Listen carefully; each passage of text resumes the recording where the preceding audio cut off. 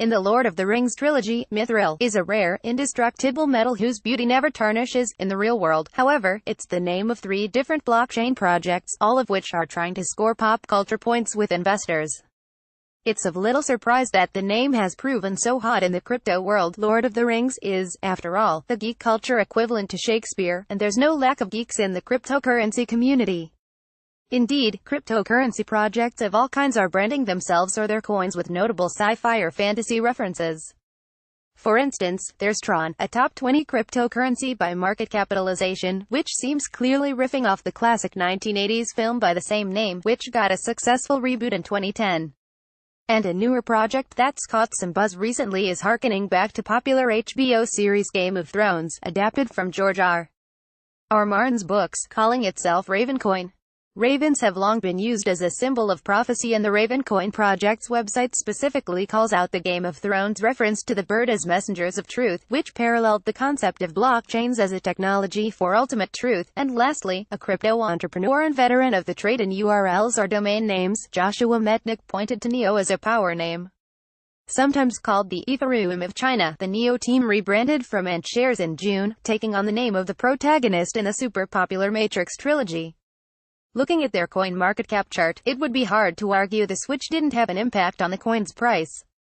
Protocol's token shot up in value right afterward, from $1, and has remained around $65. Indeed, the interest is using monikers that are well known throughout nerd culture raises an important question: just how important are these names to the evolution of a crypto token?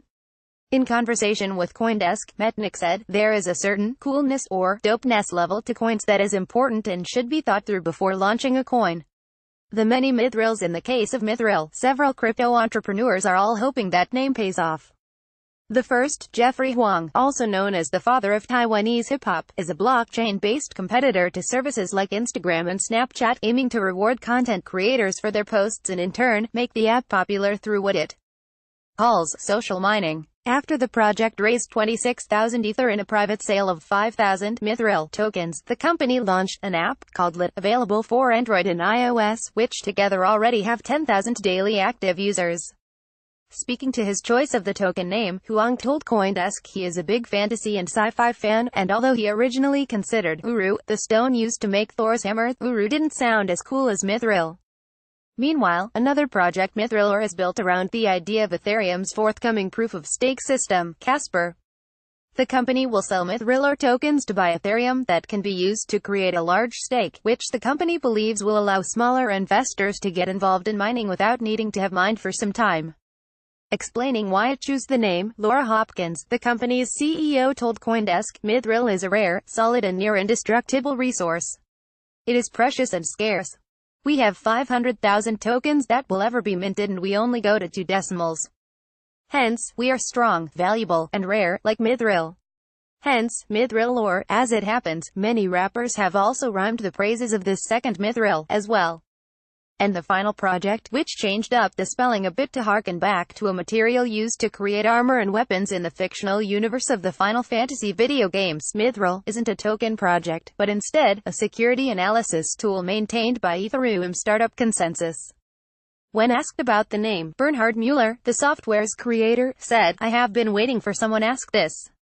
He continued, "One can imagine the Ethereum blockchain as a physical chain that has been reinforced with ether and is therefore indestructible by normal means.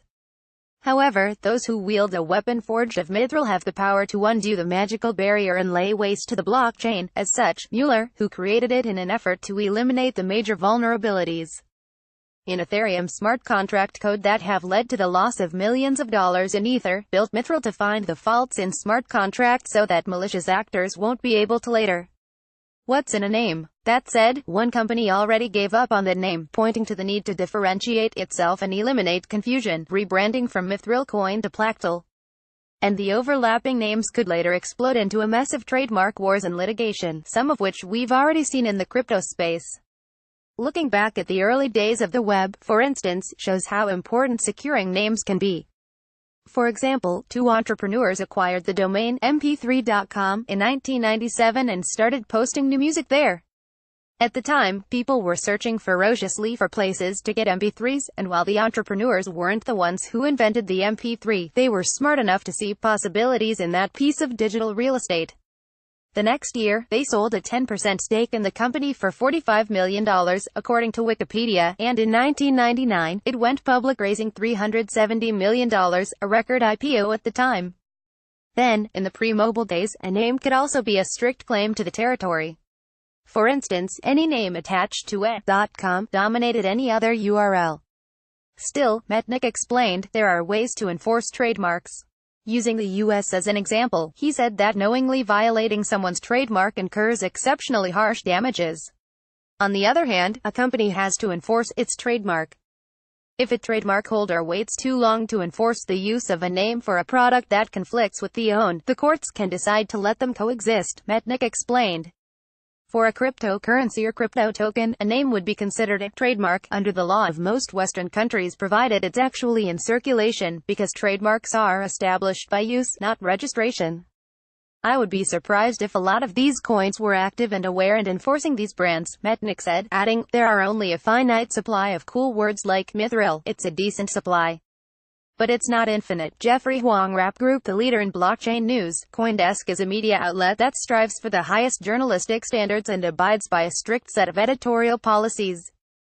CoinDesk is an independent operating subsidiary of Digital Currency Group, which invests in cryptocurrencies and blockchain startups.